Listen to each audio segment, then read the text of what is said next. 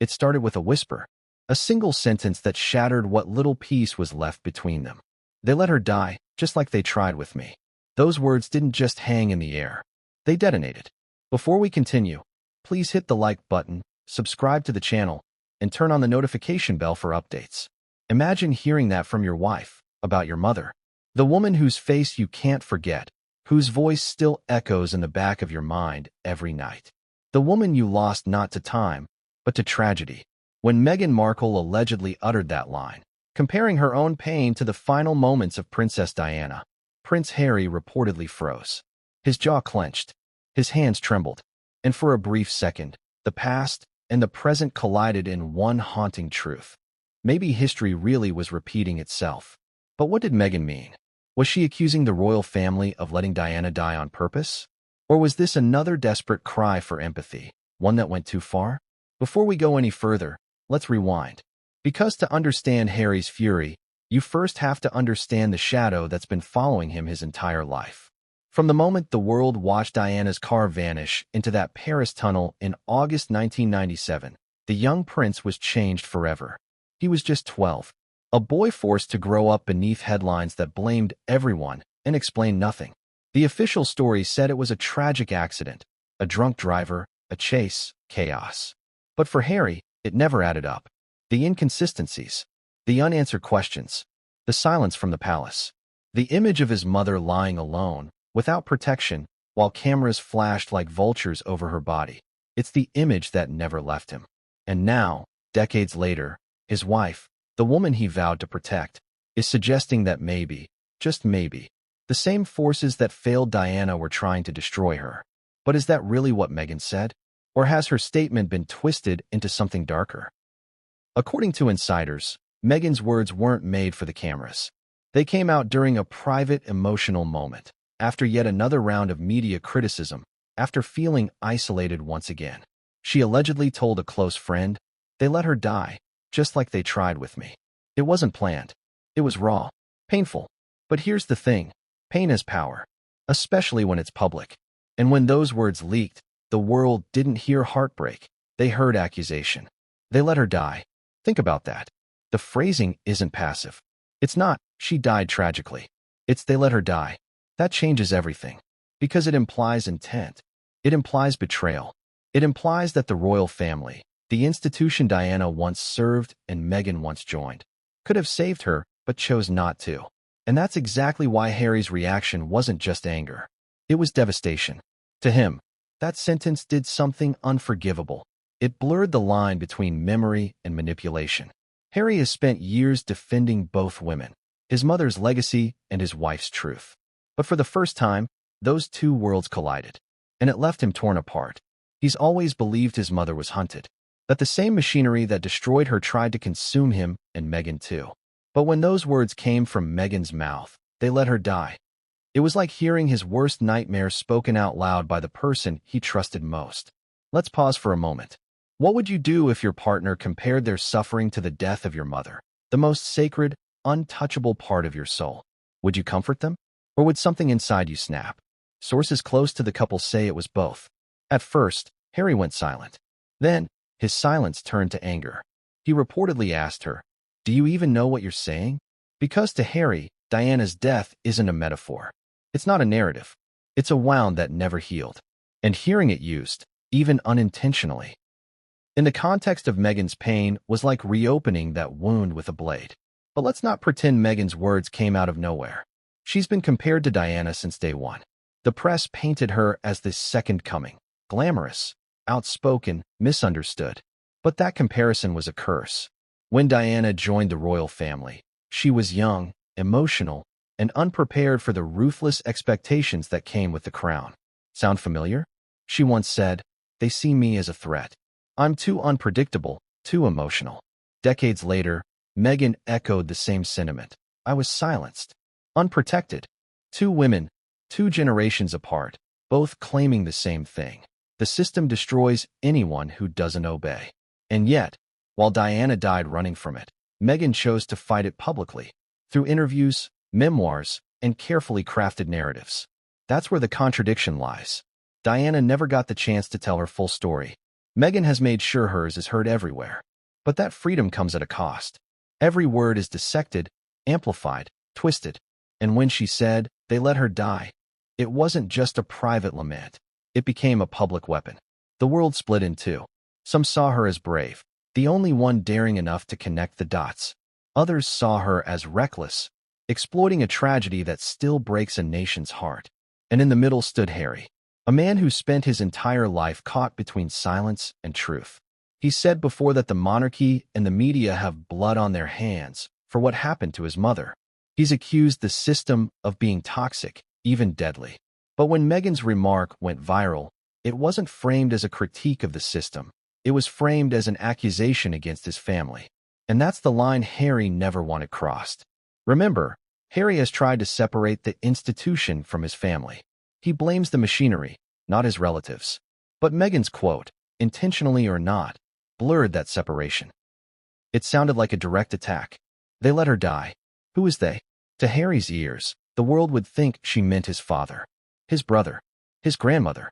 And suddenly, the pain wasn't just historical. It was personal. He's always seen himself as his mother's avenger, the one who would protect her memory, finish her fight. But now, the fight seems to have turned inward. Because what happens when the woman you love starts echoing the same rage you've been running from your entire life? For Meghan, the statement was emotional truth. For Harry, it was sacrilege. And yet, here's where it gets complicated. Maybe both are right. Meghan's words come from a place of genuine trauma. The pressure, the scrutiny, the feeling of being unprotected. It mirrored Diana's ordeal in chilling ways. But Harry's fury also makes sense. He's lived with those headlines for decades. He's seen how easily a statement can be twisted into scandal. And the last thing he wanted was his mother's death turned into another viral headline. But that's exactly what happened. Within hours of that quote leaking, it was everywhere. Social media exploded. News outlets replayed it with dramatic music. Talk shows asked, "Is Meghan accusing the royals of letting Diana die?" Every opinion was louder than the last. Pundits debated. Fans defended. Critics mocked. And somewhere in California, Harry and Meghan sat in silence. The storm they'd created swirling faster than they could control. Because make no mistake, once you invoke Princess Diana's death, there's no turning back. The world has never forgiven the royal family for how they treated her. The tears, the flowers outside the palace gates, the people screaming shame at the Queen, those wounds never healed. And now, Meghan's words ripped them open again. But maybe that was the point. Maybe she wanted to remind the world that history has a habit of repeating itself. That silence kills. It was too big, too distant, too public. Millions were crying for her, but no one cried with him. That's the kind of silence that shapes a person.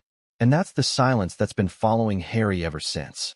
When Meghan said, "They let her die, just like they tried with me," those words didn't just echo. They triggered. Because Harry has spent his entire life wondering who they were. Who let her die? Who turned their backs? Who looked away when she needed them most? He said it himself in interviews. He doesn't trust the official version. He believes the truth about that night was buried under layers of power, image, and control. The same kind of control that once tried to silence him and Meghan too. But here's where it gets cruelly poetic. Everything Harry ran away from, the press, the palace, the lies, seems to follow him wherever he goes. Every time he thinks he's escaped Diana's shadow, something pulls him right back in. And now, that something was Meghan's voice. You see, Diana wasn't just his mother. She was his symbol of freedom, defiance, rebellion. And for years, Meghan represented the same thing. The woman who walked into the monarchy and said, "No more silence." The woman who, in Harry's eyes, carried the same fire as his mother. But when Meghan repeated that line, "They let her die," the parallel became unbearable. Because now, his wife wasn't just reminding him of Diana, she was becoming her. And that terrified him. Because deep down, Harry has always believed that Diana didn't die by accident. She was destroyed by a system. The same system that now, in Meghan's words, tried with her. But there's a dark contradiction here. For years, Harry has told the world that he left the monarchy to protect his wife, to stop history from repeating itself. Yet, somehow, in trying to rewrite that story, he may have brought it full circle. Let's go back to that night in 1997. Diana was in a black Mercedes, leaving the Ritz Hotel in Paris with Dodi Fayed. The driver, Henri Paul, had alcohol in his system, at least, that's what the report said. But witnesses described something else, a blinding flash just seconds before the crash. A motorbike speeding away. Conflicting testimonies. Missing cameras. To the world, these were conspiracy theories. To Harry, they were unanswered prayers. He once admitted he didn't believe his mother was truly dead for years. He thought she'd faked it to escape the madness.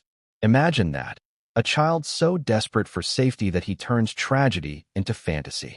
That's why every time Meghan spoke about her own mental health struggles, about feeling unprotected and isolated, Harry didn't just sympathize, he relived. Because he'd seen what that isolation does. He'd seen what happens when help doesn't come in time. And now, hearing Meghan link her suffering to Diana's death, it ripped him apart. Because if Meghan's right, it means nothing has changed. And if she's wrong, it means he's still trapped in the same cycle of pain. Harry once said that being in the royal family was like living inside the Truman Show. Everyone watching, everyone judging, no one caring. That's exactly what Diana said before she died, that she felt like she was being watched, not protected. So when Meghan said, "They tried with me," it hit like déjà vu. But here's the question no one's asking. What if Meghan's comparison was an exaggeration? What if she meant every word? Let's break it down. Diana's downfall began when she stopped playing the part the palace wrote for her. She spoke about affairs, loneliness, betrayal. And suddenly, the people's princess became a problem. Fast forward 30 years. Meghan does the same. She speaks about isolation, racism, mental health. And again, the same pattern unfolds. Criticism, leaks, headlines, exile. Coincidence? Or a pattern? Harry doesn't believe in coincidences anymore. He's seen too many. The same cold silences. The same institutional denial. The same moral shrug. And now, the same emotional toll on the woman he loves. But while Diana's story ended in tragedy, Meghan's was supposed to end in freedom. That's what Harry promised her when they left. He told her, "I won't let them do to you what they did to my mother." And yet, when Meghan said those words, they let her die, just like they tried with me. It felt like a confession that he'd failed. Imagine that guilt. The weight of generations on your shoulders. A son who couldn't save his mother. A husband who couldn't save his wife. And through it all, the echo of flashing cameras. It's no wonder Harry despises the media. To him, they're not reporters. They're executioners with cameras. He said it again and again. My mother was chased to her death. And now, Meghan is being hunted the same way. Online instead of on the streets, but just as viciously. The irony? The same press that destroyed his mother now profits off his pain. Every headline, every photograph, every whisper, all built on the same cycle of tragedy that began in that Paris tunnel. But let's look deeper. Why does this moment, Meghan's statement, feel so explosive? Because for Harry, it blurs the one sacred boundary he's fought to protect, Diana's memory. He's used her story as a mission, not a metaphor. He said he wants her legacy to save lives, not be used to score emotional points. So when Meghan invoked that memory, however unintentionally, it touched something raw. To Harry, Diana's death isn't an example to be cited. It's a wound to be honored. And hearing it spoken as a comparison felt like sacrilege, even if Meghan meant it as solidarity. That's the paradox of grief. Two people can love the same person and still feel her presence in completely different ways. For Meghan, Diana is inspiration. For Harry, she's an open wound. And now, that difference is tearing them apart. But here's where the story twists. Because not everyone sees Harry as the victim here. Some say his fury isn't just grief, it's guilt. That he blames himself for Diana's death more than he admits. That his need to protect Meghan isn't love, it's redemption. And when she said, "They let her die," she unknowingly reminded him of his deepest failure. He couldn't save his mother. And now, the world's telling him he couldn't save Meghan either. The tragedy is that both women, Diana and Meghan, saw the same monster. The cold, calculated indifference of the institution. The obsession with image. The quiet message whispered behind palace doors. You are replaceable. But Meghan's statement turned that monster into something even bigger, something almost biblical. They let her die. It wasn't just negligence. It was intent. And that's what made Harry's blood boil. Because if Meghan was right, then everyone he left behind, his family, his home, his entire lineage, is guilty of something unthinkable. And if she was wrong, then she'd just weaponized his mother's death. Either way, he loses. That's the paradox Harry lives with. Every truth about his past feels like a betrayal of someone he loves in the present. So when the world asks why he's so angry, why he looks so lost, it's because he's trapped between two ghosts. The ghost of his mother, and the ghost of the woman she inspired him to love. They mirror each other. Both outsiders. Both misunderstood. Both claiming the same pain. But only one didn't survive. And deep down, Harry knows. The closer Meghan becomes to Diana, the more he risks losing her too. Because history doesn't repeat itself. It rhymes. And as the echoes grow louder, the prince who once vowed to break the cycle may already be caught in it. But what Meghan said next, the part of that quote the media never printed, would take the story somewhere no one expected. Because behind closed doors, she didn't just say, they let her die. She said something else, something that made Harry question everything he believed about his mother's final moments. And that's where the real storm began. It began as a whisper, but once spoken, it couldn't be unsaid. They let her die, just like they tried with me. Those 9 words didn't just echo in the air. They shattered something between them. At first, Harry didn't respond. He just stared. The kind of stare that carries years of pain, disbelief, and confusion all tangled together. It wasn't just anger, it was disbelief. Because in that moment, Meghan hadn't just touched a nerve. She had struck the very core of his existence. And Meghan, she didn't flinch. She didn't take it back. Her voice, steady but trembling, carried the weight of every sleepless night, every panic attack, every headline that called her a liar. Harry, she whispered, they did it to her, and they tried to do it to me. You know they did. Imagine hearing that from your wife, the woman you've sworn to protect, the one you left your family, your home, your titles for. The woman who, in your eyes, once represented salvation, now speaking words that sound like accusation. But to understand the impact of that moment, we need to look at what led her to say it in the first place. It wasn't just grief or drama. It was desperation. In the days before that conversation, Meghan had faced another round of brutal coverage. Headlines mocking her every move. Anonymous sources painting her as a manipulator, an opportunist, a fraud. And worse, whispers from the palace suggesting she'd exaggerated her mental health struggles during the Oprah interview. She felt cornered, alone, betrayed. The same cocktail of emotions that once drowned Diana. She told a friend, they don't protect me, Harry. They never did.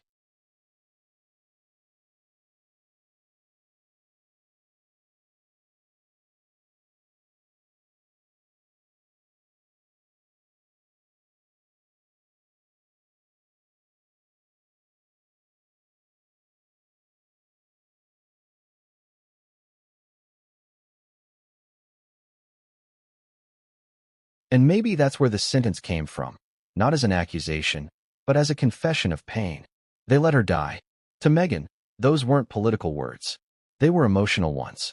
To her, they wasn't just the royals. It was the press, the public, the machine, the whole system that chews people up and spits them out for entertainment. But the world doesn't hear nuance. The world hears scandal. And when that quote leaked, stripped of its context, stripped of its tears, it became something else entirely. A weapon. News outlets spun it as an explosive accusation. Meghan Markle accuses royal family of letting Princess Diana die. Talk shows called it blasphemous. Twitter lit up with fury. But the real damage wasn't online. It was at home. Because for Harry, this wasn't about the tabloids or the trolls. It was about trust. It was about boundaries. It was about the one thing he told her never to do. Use his mother's death as ammunition. He'd told her before, in calmer times, there's a line we don't cross, Meg. My mom's death, that's sacred. And now, she had crossed it. But did she even realize it? Or was she too caught up in her own pain to see his? That's the contradiction of this moment. Both of them were right. Both of them were hurting. Both of them were trying to speak truth to trauma. But their truths collided. To Meghan, Diana was the symbol of everything wrong with the monarchy, a woman destroyed by silence and manipulation. To Harry, Diana was a saint, the one pure thing he had left. He didn't want her memory used. He wanted it protected. And yet, here was Meghan, using it. He couldn't look at her. because every word she spoke pulled him back to that tunnel in Paris. Every tear she shed reminded him of another woman crying for help and being ignored. Meghan, seeing his reaction, tried to explain. "I'm not saying it to hurt you," she said softly. "I'm saying it because it's the truth. They did it to her, and they tried to do it to me. They destroyed her spirit, and they wanted to destroy mine." But the more she spoke, the more Harry's silence grew heavier. Because deep down, he agreed, at least partially. He had said before that the same forces that killed his mother were now targeting his wife. He'd even accused the media of having blood on their hands. So why was he furious now? Because hearing it from Meghan, raw, emotional, unfiltered, made it real in a way he couldn't control. It's one thing to rage privately. It's another to hear the woman you love articulate the same rage, but louder. To Harry, those words were like a mirror he wasn't ready to look into. Because if Meghan was right, if they really had let Diana die, then his entire family, his entire history, was built on a lie. But if she was wrong, then she'd just insulted everything he spent his life trying to preserve. And in that contradiction, something broke. He stood up, walked away, paced, shouted, "You don't know what you're saying, Meg. You weren't there. You didn't see what I saw." But she didn't back down. She just looked at him, tears forming, and whispered, "No, but I feel what she felt." That's when it hit him. This wasn't about Diana. It was about Meghan trying to survive her own storm. She wasn't weaponizing Diana's pain. She was relating to it. And yet, it didn't matter. The damage was done. Because those 9 words, once spoken, had already escaped the walls of their home. Someone, somehow, leaked them. And within hours, they were headlines. It's never been confirmed who leaked it. Some say it was a friend. Others whisper it was deliberate, part of Meghan's plan to control her narrative. But one thing is certain. Once those words were out, there was no taking them back. They let her die, just like they tried with me. In a single sentence, Meghan had resurrected Diana's ghost and placed it squarely in the center of the modern royal crisis. Let's be honest, the phrase is chilling. It's not the kind of thing you can misunderstand. It carries accusation, defiance, and heartbreak all at once. It's poetic, but it's also dangerous. Because those words reopened the wound the monarchy never wanted to talk about again. The royal family has spent decades carefully managing Diana's memory. They honor her, yes, but only in controlled ways. Charity work, memorials, occasional mentions. But they never talk about the pain. They never talk about blame. And Meghan's statement did both. She ripped off the bandage and said what millions have whispered for years, but no royal dared to say. They could have saved her. But they didn't. And that's what Harry couldn't handle. Because for him, that sentence wasn't courage, it was chaos. It turned grief into accusation. It turned a tragedy into a weapon. He told a friend later, "She doesn't understand. When she says things like that, it's not just about us. It's about my mother, my brother, my family. It never ends." But the question remains, did Meghan actually mean to accuse the royal family directly? That's where the contradiction deepens. Those close to her say no. She was speaking metaphorically about a system that breaks women. Those against her say yes. She was planting another narrative bomb to keep the spotlight burning. Maybe both are true. Because Meghan has always known the power of a statement. She knows how words can shape headlines, spark outrage, and shift sympathy. She's lived through it, used it, been burned by it. But this time, she may have gone too far. Because what she said next, the part that didn't make it to the headlines, took the statement from shocking to seismic. According to a close friend who was present during that emotional exchange, Meghan didn't stop at "they let her die." She went on. She said, "They wanted to break her spirit. When that didn't work, they broke her body. And when they couldn't break mine, they turned to breaking Harry's." Read that again. They wanted to break her spirit. When that didn't work, they broke her body. That's not metaphor anymore. That's accusation in its purest form. And that's when Harry reportedly lost it. He told her to stop. He told her she didn't know what she was saying. He told her she was crossing into territory that could never be undone. But Meghan, standing firm, tears in her eyes, said something else that froze him in place. If the truth destroys them, Harry, maybe they were never worth protecting. That was it. The breaking point. For Harry, it was as if the earth cracked beneath him. Because in that one sentence, she hadn't just spoken about them, she'd included him. His entire identity, his royal blood, his heritage. all of it dismissed in one emotional breath. But for Meghan, it was liberation. She'd finally said the thing she'd been holding in for years. The thing no one else in that family dared to speak. It wasn't about blame anymore. It was about truth, her truth. And maybe that's what frightened Harry most. Because truth is dangerous when it threatens power. And Meghan's truth threatened to burn down the monarchy itself. What neither of them realized at that moment, though, was that someone outside those walls had already heard the echo. Because while the world debated the meaning of her words, another figure, someone from Diana's past, decided it was time to speak out. Someone who claimed to know what really happened in those final moments. Someone who said Meghan's words weren't just emotional, they were eerily close to the truth. And when Harry heard that, everything changed. Because the past he's been running from was about to knock on his door, again. And this time, it wouldn't leave quietly. He didn't shout right away. That's what people don't understand about Harry. His anger doesn't explode. It simmers. It tightens his jaw, clenches his fists, burns behind his eyes until it finally erupts like something volcanic, uncontrollable, and heartbreakingly human. And when Meghan said those words, when she looked him dead in the eye and whispered, "If the truth destroys them, maybe they were never worth protecting," that was it. The silence before the storm broke. For a moment, he just stood there, motionless. The sound of his breathing filled the room. And then, without warning, he turned away, pacing, muttering, running his hand through his hair like a man trying to hold himself together. He'd heard criticism before. He'd faced betrayal, manipulation, scandal. But this was different. This wasn't the media. This wasn't the institution. This wasn't the palace. This was Meghan, the woman he had given up everything for. The woman he believed understood his pain better than anyone else alive. And now, she had just said the one thing he never wanted to hear.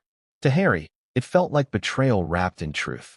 Because deep down, he knew she wasn't entirely wrong, but that didn't make it easier to hear. He turned around, eyes blazing, and said sharply, "You can't say things like that, Meghan. You don't understand what you're talking about." But she didn't back down. She just stared back, quiet but firm. "I understand more than you think," she said. "I lived it too." Harry's voice cracked. "No, you didn't. You think you did. But you didn't watch them take her from me. You didn't see the press hound her, day after day, until she couldn't breathe. You didn't have to walk behind her coffin while the world watched like it was a show." There it was, the pain he'd buried for 25 years, spilling out in sharp, broken sentences. He'd spent years trying to control that grief. He channeled it into causes, speeches, documentaries. He tried to make it noble. But grief doesn't want to be noble, it wants to be felt. And right now, it was roaring out of him like wildfire. Meghan stayed still. Her eyes glistened. She didn't move, didn't argue. She just whispered, "I didn't mean to hurt you, Harry. I meant to say that they never learn. They never change." But he wasn't listening anymore. The line had blurred. He didn't know where Diana ended and Meghan began. Because that's what this argument really was, a collision of ghosts. Diana's ghost, Meghan's trauma, Harry's guilt, all in one room.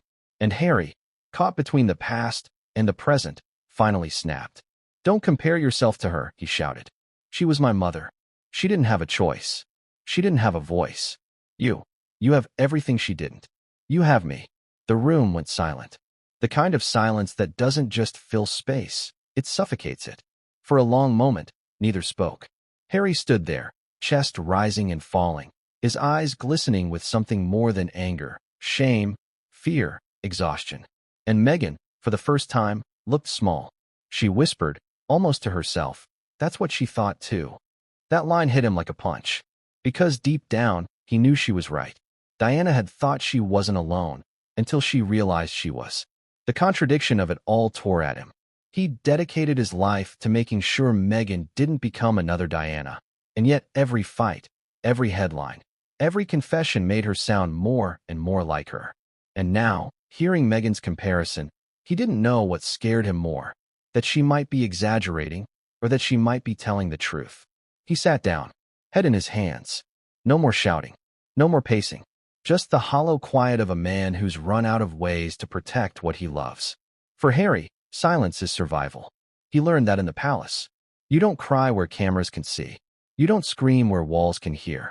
But now, even in private, he couldn't escape the noise. He could hear it again, The echo of footsteps in Westminster Abbey.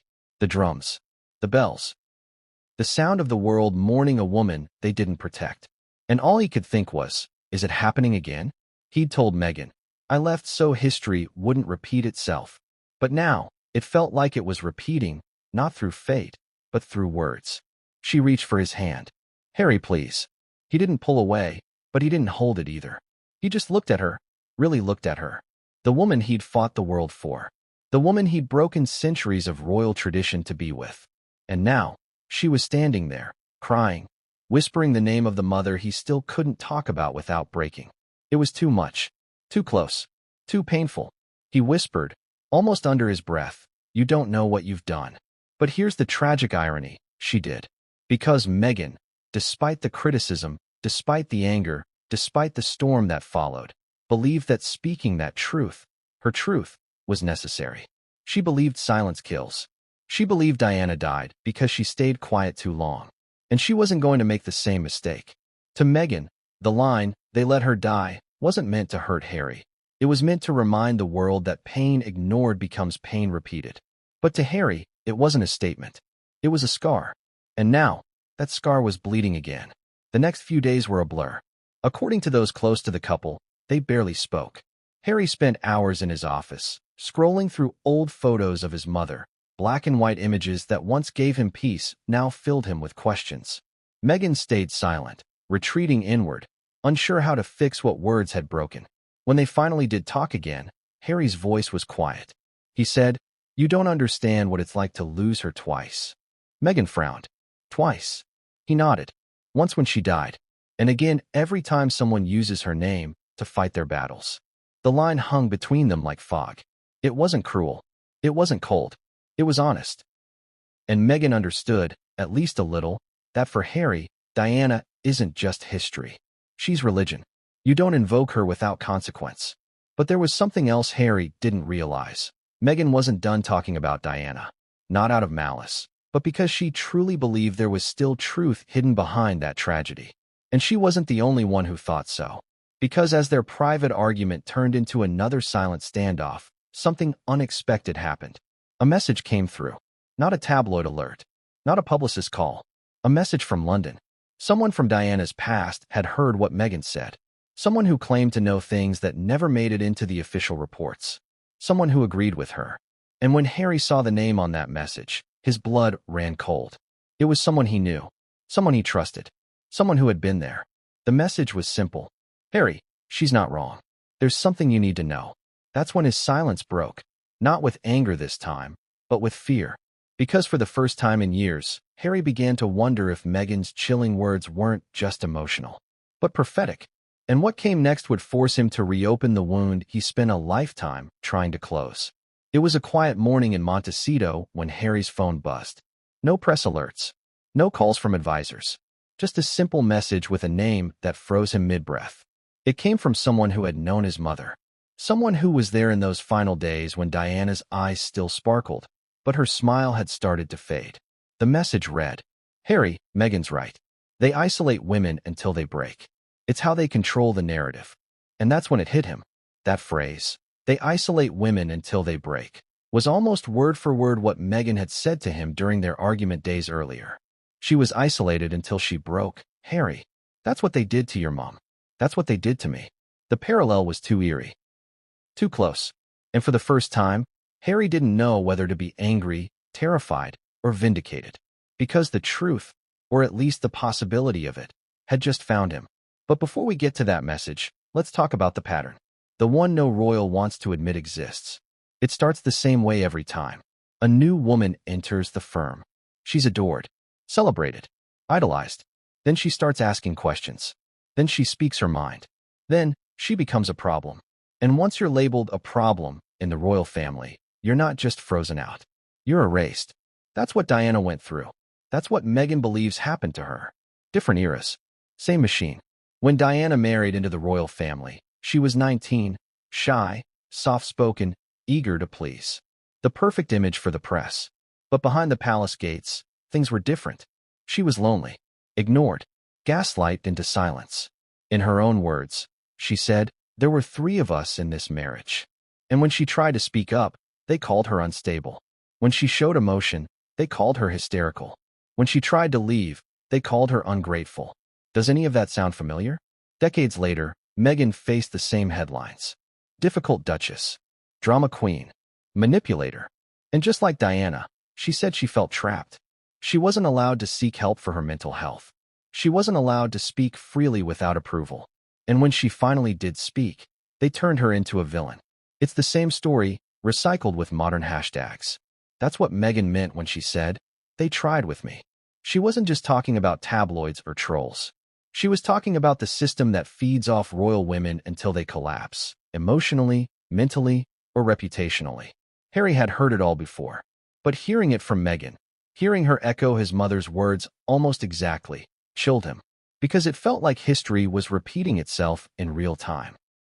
He started replaying every conversation he'd ever had with his mother, every warning she gave him about the system, every interview where she looked straight into the camera and said, "They won't stop until they've destroyed me."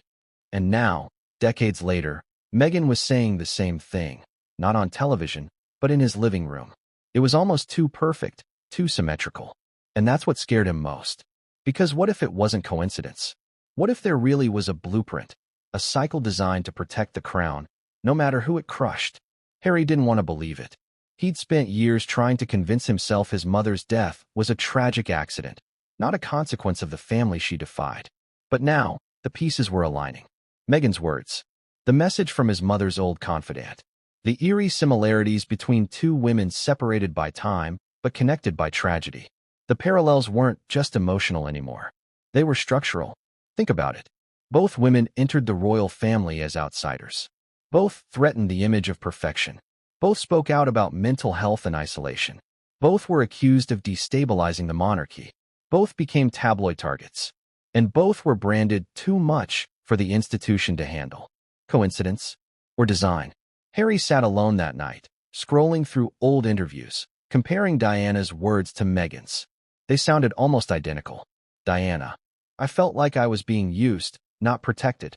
Meghan, I was unprotected, and they were willing to lie to protect others. Diana, they see me as a threat. Meghan, I upset the dynamic of the hierarchy. The pattern wasn't just similar. It was identical. He started to wonder, was Meghan right all along? But believing that would mean accepting that his family hadn't just failed his mother. They might have contributed to her death. And that's the truth Harry wasn't ready to face. Because the minute he accepts that, everything collapses. The monarchy. The myth. His identity. But there was no escaping it now. Because that message, the one from London, didn't stop at "they isolate women."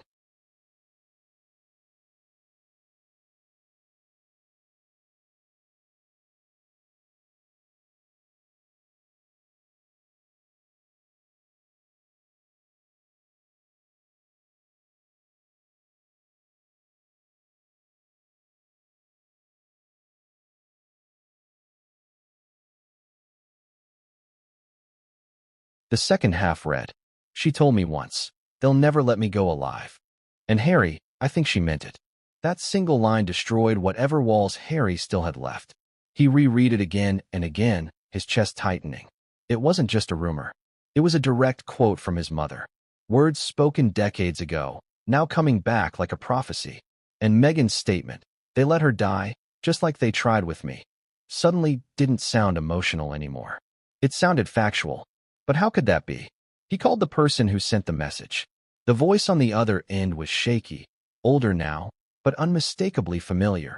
A former royal aide who had been close to Diana during her final months. They told Harry that Diana was terrified in those last weeks. That she'd told several people she was being watched. That she believed her phones were tapped. That she said, "They're planning something." The world had dismissed it as paranoia. But what if it wasn't? Harry's mind raced. If Meghan's experience mirrored Diana's, if both felt unprotected, unheard, and hunted, what did that say about the system? And more importantly, what did it say about the people still running it? This wasn't just about history anymore. It was about accountability. It was about legacy. It was about survival. Meghan once said in an interview, "When I joined the family, I thought they would protect me. Instead, they were willing to lie to protect others." That wasn't just bitterness, it was foreshadowing. Because just like Diana, Meghan's pain was becoming inconvenient. Her story was no longer a fairy tale, it was a scandal. And scandals have a way of being silenced in royal circles. That's why Harry couldn't shake the fear creeping up his spine. He'd spent years trying to shield Meghan from the same fate as his mother. But what if the threat wasn't just metaphorical? What if it was real, again? The parallels had gone too far to ignore. And now, the forbidden parallel. The one the palace hoped no one would ever draw, was being spoken aloud. But here's the most haunting part. When Harry tried to confront someone from the palace about these similarities, the response was chillingly familiar. They told him, "History doesn't repeat itself, Your Royal Highness." "People do." He hung up immediately. Those words echoed in his mind for days. People do. Meaning what? That the same kind of people who turned their backs on Diana were still there now? Still in charge? Still pulling the strings? The deeper Harry thought about it, the more paranoid he became. Suddenly, every phone call felt like surveillance. Every anonymous source in the press felt like a leak. Every royal smile at public events looked like a mask.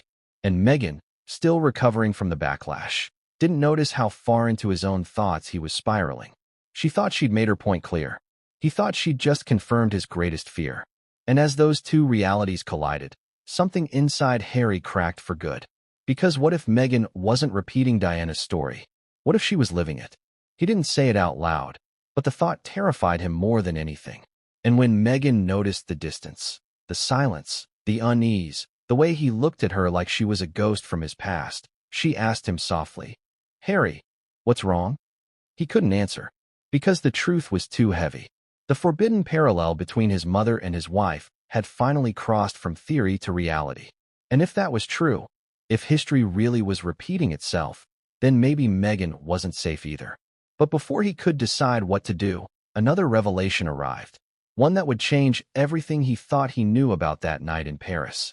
A new voice was about to enter the story. Someone who claimed to have seen it all. Someone who wasn't supposed to speak. And when Harry heard what they had to say, it would shatter every illusion he still clung to. Because sometimes, the truth doesn't set you free. It breaks you. It always starts the same way. Someone who swore they'd never speak again decides that silence has become too heavy.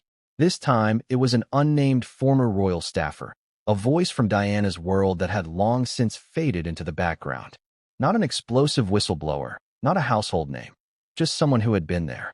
In the dramatized retelling that follows, imagine a man in his 60s sitting in a small London flat, the blinds half drawn, the news murmuring about Harry and Meghan somewhere in the distance. The interviewer asks softly, "Why now?" He hesitates, then says, "Because I hear the same words I heard in '97, and it feels like ghosts walking again." He's talking about isolation, about a woman who once laughed loudly in Kensington Palace corridors and then, little by little, stopped answering her phone. She used to say, he recalls, "They don't want me seen unless I'm smiling." That's not protection, that's control. When the interviewer asks whether they could have saved her, the man looks away. "I don't know," he says after a long pause. But they could have done more. That single phrase, "they could have done more," is the heartbeat of every royal tragedy. It echoes through Diana's story, and now through Meghan's. Different decades, different villains, the same machinery grinding on. Harry listened to that interview in silence, jaw set, knuckles white. He'd found it through a contact after the message from London. The aide didn't name anyone. He didn't accuse. But the tone, the exhaustion, the quiet guilt, felt real. And that was enough. Because for Harry, confirmation doesn't need proof. It only needs pain that sounds familiar. He played the clip again. When the man said, "We thought the system would protect her," Harry heard, "We thought the system would protect Meghan." The parallels lined up like dominoes, each one falling harder than the last. Inside the palace, then and now. Back in the 1990s, the palace staff called it containment. Whenever Diana drew too much attention, they limited her movements, restricted press calls, scheduled conflicting appearances for other royals. It wasn't cruelty, it was optics.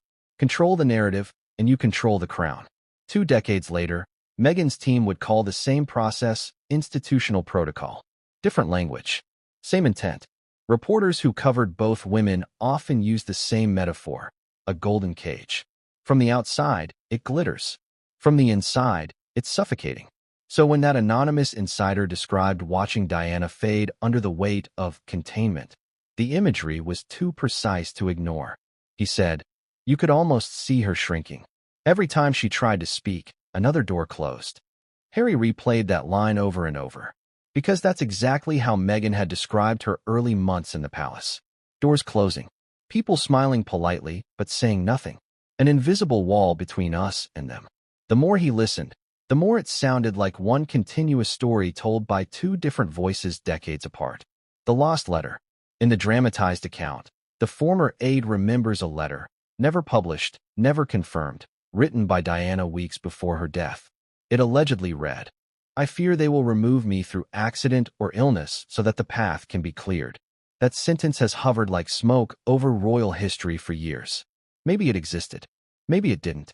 But to Harry, it's no longer about authenticity. It's about belief. Because Meghan's words had already resurrected that fear.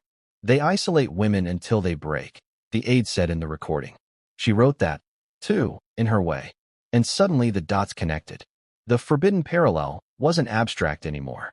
It was written in ink, real or imagined, and it matched Meghan's story beat for beat. Harry found himself whispering, "It can't be the same. Not again." But deep down, he wasn't sure. The weight of testimony. In every monarchy, truth is measured by who dares to speak it. And insiders rarely do. They sign contracts, non-disclosure clauses, oaths of loyalty. So when one breaks silence, even anonymously, the world listens. This dramatized insider doesn't name names. He speaks in fragments, careful but haunted. "After she died," he says, "we told ourselves it was fate. But it wasn't fate, it was fatigue. Everyone was tired of her drama. We forgot she was human." Harry stops the playback right there.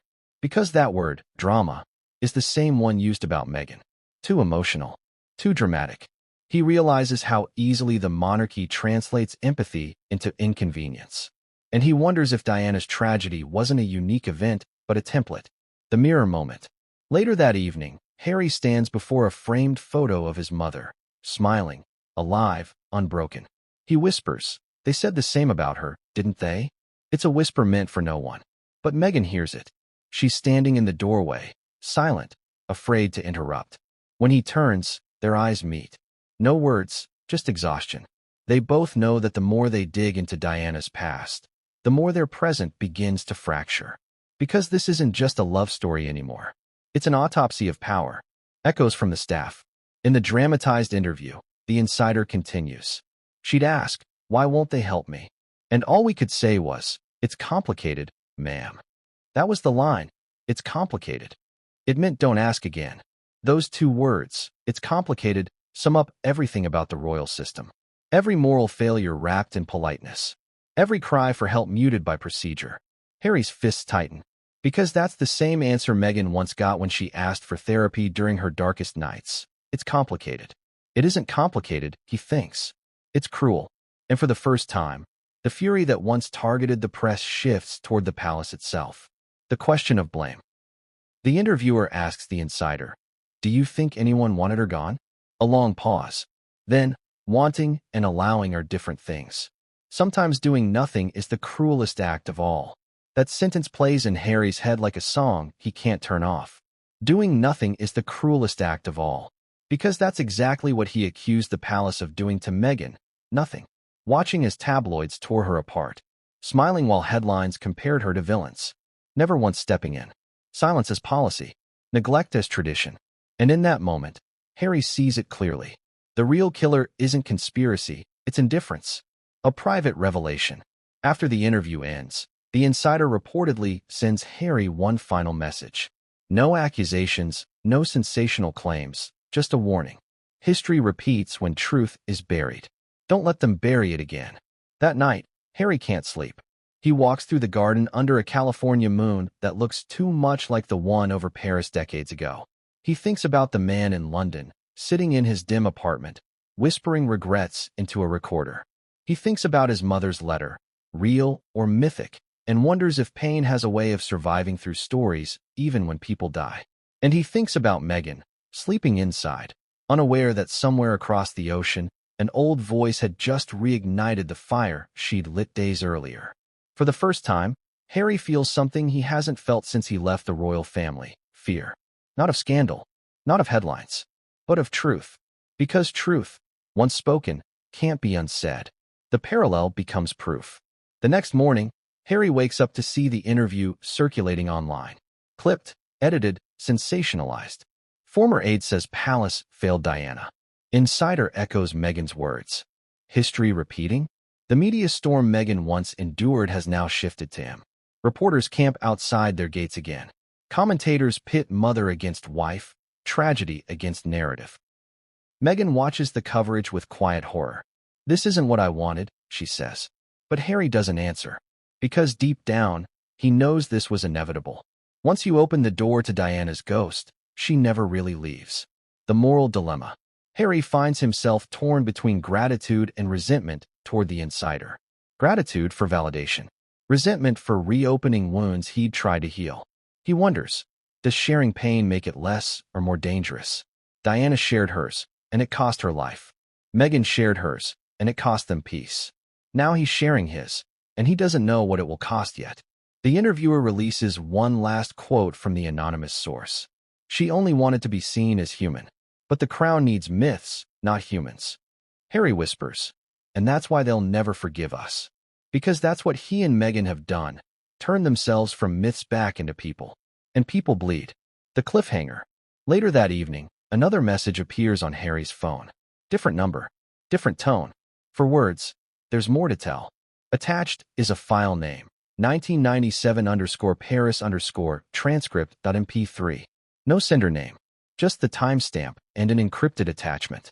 Harry stares at it for a long time. He knows what it implies. Evidence. A recording.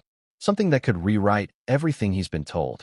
He looks at Meghan, asleep beside him. He thinks of his mother. He thinks of the words that started it all. They let her die. Then, with shaking hands, he presses play. And what he hears next will change everything. If you'd like to keep building the story, the safe way to do it is as fiction inspired by these public events. We can, for instance, shift Chapter 6 into a dramatized scene between the prince and his wife, clearly fictional figures whose situation mirrors the same emotional themes: grief, betrayal, inherited trauma. That keeps the emotional intensity and pacing you want, but without inventing dialogue for real people. The file still glowed on the laptop screen when dawn bled through the curtains. The prince hadn't slept. The voice on the old recording, grainy, almost spectral, had said enough to rip open every scar he'd spent years hiding. It wasn't proof of conspiracy, not exactly. It was worse, uncertainty. He sat motionless, replaying the line that haunted him most. They isolate you until you believe you deserve it. Across the room, his wife stirred. She'd fallen asleep on the couch waiting for him, the half-read letter from a journalist still clutched in her hand. When she opened her eyes and saw his expression, ashen, hollow, she knew. He'd listened. What did it say? She whispered. He didn't answer. Because how do you explain to someone that a voice from the past has just confirmed every fear you swore was paranoia? Instead, he said, "Why did you have to bring her into this?"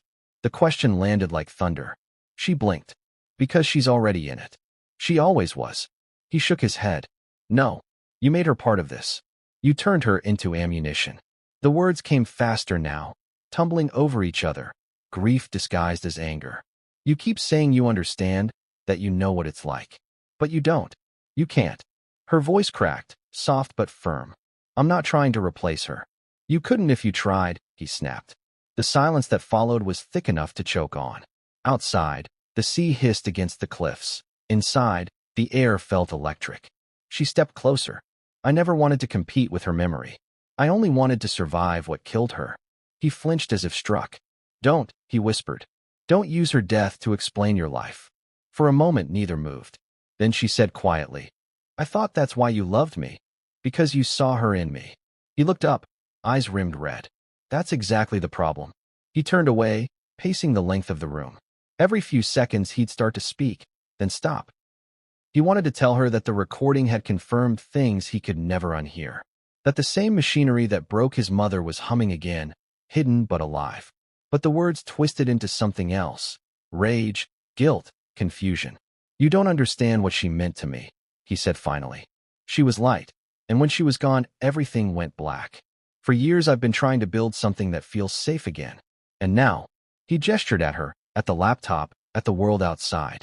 Now it feels like you're dragging her ghost into every room of our marriage.